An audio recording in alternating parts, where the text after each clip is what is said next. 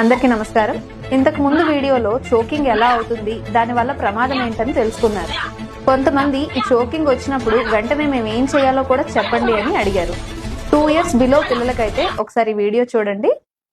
ముందుకి ఇలా హ్యాండ్ వాళ్ళకి సపోర్ట్ పెట్టి కంప్లీట్ గా బెండ్ చేసి అప్పర్ బ్యాక్ చెస్ట్ మీద కరెక్ట్ గా 5 బ్యాక్ బ్లోస్ ఇస్తాం.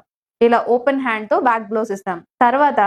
తర్వాత మళ్ళీ ఫ్రంట్ కి తిప్పి కరెక్ట్ గా 2 నిప్పుల్స్ మధ్యలో స్టర్నం మీద ఇలా 2 fingers తోటి చెస్ట్ థ్రస్ట్ ఇస్తాం. ఇలా ప్రెషర్ ఇలా ఇవ్వడం వల్ల వాళ్ళకి లోపల ఇరుక్కుపోయిన ఏ ఆబ్జెక్ట్ అయితే ఉందో అది వెంటనే బయటకు వచ్చేస్తుంది. ఒకవేళ అప్పటికే అవ్వకపోతే మళ్ళీ ఆల్టర్నేట్ గా వెనక్కి తిప్పి బ్యాక్ బ్లోస్ ఇచ్చి మళ్ళీ ఎదరికి తిప్పి చెస్ట్ థ్రస్ట్ ఇస్తాం. ఇలా ఇచ్చేటప్పుడు 1 inch కన్నా ఎక్కువ లోపలికి వెళ్ళకూడదు. ఇది గుర్తుపెట్టుకోండి. అండ్ 2 years అబౌవ్ పిల్లలకి అయితే వాళ్ళని కొంచెం స్లైట్ గా బెండ్ చేసి అప్పర్ బ్యాక్ చెస్ట్ మీద 5 బ్లోస్ గట్టిగా వాళ్ళకి ప్రెషర్ తోటి ఫార్వర్డ్ డైరెక్షన్ లో ఇవ్వడం వల్ల వాళ్ళకి లోపల ఏదైతే ఇరుక్కుపోయిందో అది బయటకు వచ్చేస్తుంది.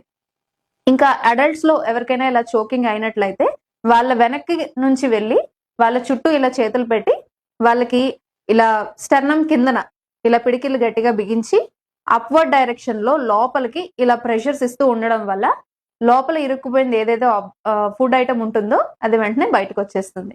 Thank you.